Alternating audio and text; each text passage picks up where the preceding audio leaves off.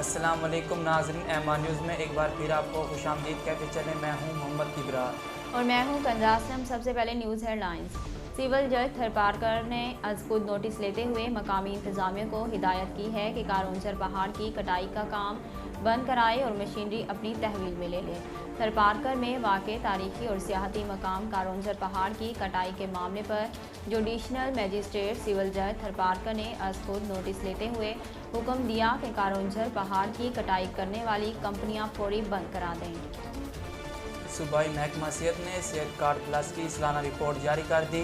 सेहत card plus से मुल्क भर के 679 निजी और सरकारी अस्पतालों में खैबर पख्तूनख्वा के 72 लाख से ज़ायद ख़ानदानों का मुफ्त इलाज जारी है, जबकि अब तक इससे तकरीबन 60,000 मुफ्त जज़कियों पर 750 मिलियन खर्च किए जा चुके हैं।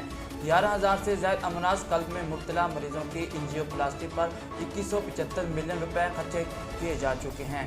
22,000 मरीजों की मुफ्त अपेंडिक्स के ऑपरेशन पर 294 मिलियन रुपए खर्च किए जा चुके हैं। वफाकी वज़ीर तालीम शफकत महमूद ने कहा है कि आसिफ ज़रदारी को जेल में होना चाहिए, वो क्या हुकूमत के खिलाफ तहरीक चलाएंगे। तफसीलात के मुताबिक शफकत महमूद पंजाब असम्बली पहुँच गए, जहाँ उन्होंने कहा कि आसिफ ज़रदारी को जेल में होना चाहिए, वो क्या हुकूमत के खिलाफ तहरीक चलाएंगे। नवाज शरीफ वापस आएंगे और देखेंगे किसकी टांगें कांपेंगी।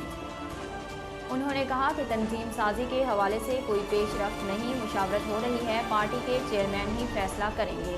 वज़ीर ख़जाना ने सनतकारों को रिफंड्स की अदायगी 7 दिनों में यकीनी बनाने की तजवीज़ दे दी। एप्टा वफ़द ने वज़ीर ख़जाना शौकत तरीन और मशीर तिजारत अब्दुल रज़ाक दाऊद से मुलाकात की, जिसमें बरामदी शोबे को गैस की फराहमी का मामला ज़ेर गौर आया। अपटमा की जानिब से जारी करदा अलामे के मुताबिक हुकूमत ने बरामदी शोबे को गैस की फराहमी पर इत्तफाक किया है। 29 दिसंबर 2021 से सनतों को 75 MCC/FD गैस की सप्लाई बहाल हो जाएगी।